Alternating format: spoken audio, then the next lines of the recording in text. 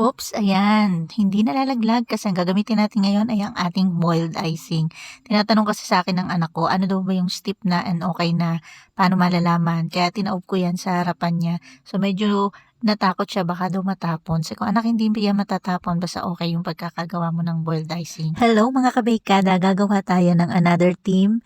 Pero madalas nyo na makita tong team na to na ginagawa ko. Ito nga ang Little Mermaid. So, three-tone color lang ang ating gagamitin. Ang first order talaga ng ating client na theme ay Candyland. Tapos, nagpalit siya ng theme. Sabi niya, Little Mermaid na lang. Then, hindi siya nagbigay ng reference or paggagayahan kung ano ba yung kanilang inspirational cake. So, sabi nga sa akin, ay bahala na daw ako sa design. Ito nga yung una na pinakita ko sa inyo kung paano kayo magwe-wave ng inyong cake kung hindi kayo pa ganun kasanay magpakinis. Then yung another na gagawin natin, so iibahin naman natin yung ating wave. So ibang kumbaga idea naman or technique na pwede natin gamitin kung halimbawa nahihirapan ka talaga magpakinis ng cake, and pwede mo rin tong i-apply sa ibang klaseng or ibang cake theme kung gusto mo rin halimbawa butterfly or kahit ano, basta halimbawa nahihirapan ka magpakinis, kunwari that's an art of your cake. So pwede mong gamitin yung mga ganong design. Kagaya nung unang pinakita ko sa inyong straight wave, at ito ang pangalawa, ang gagamitin naman natin dito ay hindi spatula kundi itong scraper. So ipapakita ko sa inyo ng wala nang dito time lapse. Ito na yung normal kung gaano ko siya kabilis or normal pang bilis ng aking pagtatrabaho. So, ganyan lang.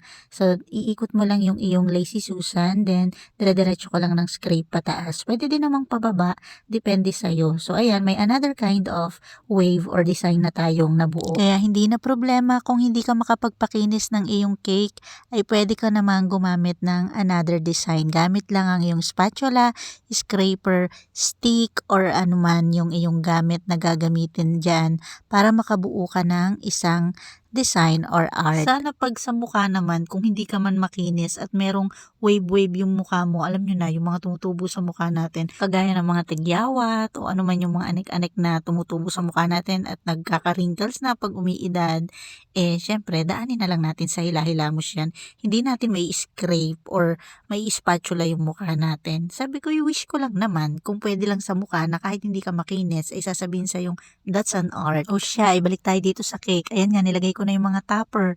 Wala naman silang binigay na reference, kaya ako ang bahala sa ating design at sa topper na aking ilalagay. Eto nga nung pick up time na may kasama yung ating pipick up at iniharap ko yung cake para kita agad nila yung design, ay medyo nahiya ako dun sa sinabi nung kasama. Sabi niya kasi, wow, ang ganda nung cake. Sabi niya ganon. Ewan ko po ba sa sarili ko, pag pinupuri yung aking gawa or na-appreciate ng ibang tao yung aking gawa, ay ako po ay nakakaramdam ng hiya.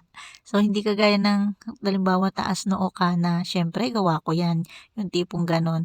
Ako po medyo nahihiya po, tapos nag-i-smile na lang ako. Yun na lang ang pambawi ko. Or kaya salamat po, nagte-thank you na lang ako. Kasi naniniwala ako na bawat tao, basta pagsusumikapan nilang gawin ang isang bagay, yung kaya kong gawin at kayang gawin din ng iba, basta't pag-aaralan ay matututunan. So maraming salamat po sa pagtangkilik sa Ma'am She's Touch. God bless po.